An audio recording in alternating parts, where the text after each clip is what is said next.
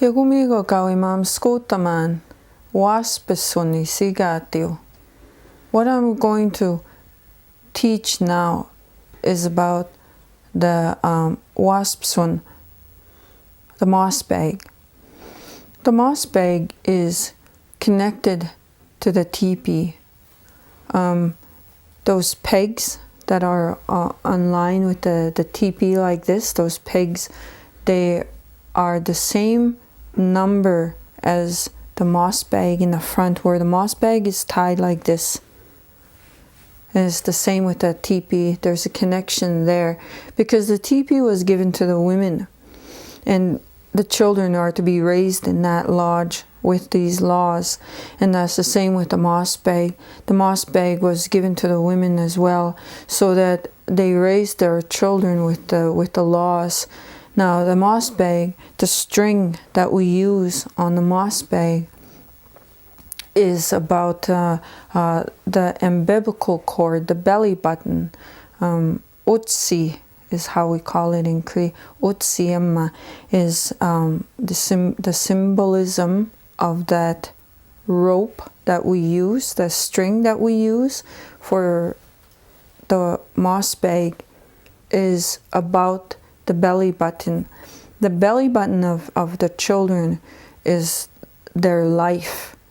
When the belly button falls from the child, the belly button is given to the grandmother, and the grandmother goes and puts the belly button in a clean place, or someplace where you want that child to take on the characteristics. For many of the grandmothers, they like to put the daughter's belly buttons on an ant pile, because the ant is known to be a hard worker and likes to work in collective. They're hard workers. So the belly button would be placed on an ant pile, and then that child will grow up to be a hard worker and will learn to work with their people. That's what the belly button is done. That's how it's done too. And the grandmother's responsibility is to do that.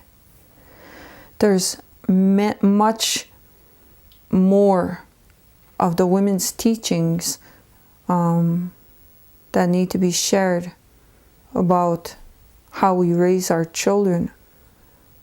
The children need to be taught. The young women were supposed to be taught this. The young women were not allowed to take a husband if they were unable to provide for their child, if they're unable to make a waspesun, the mossbag, if they're unable to cook, if they don't know the teachings of the women, then they're not allowed to take a husband. They're not allowed to have a child.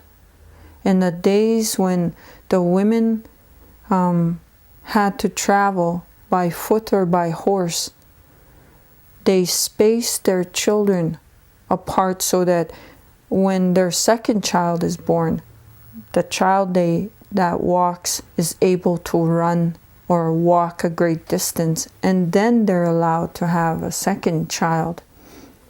And there was medicines that the women had that allowed for this spacing of children to happen. A form of birth control is what it's called now in the English language.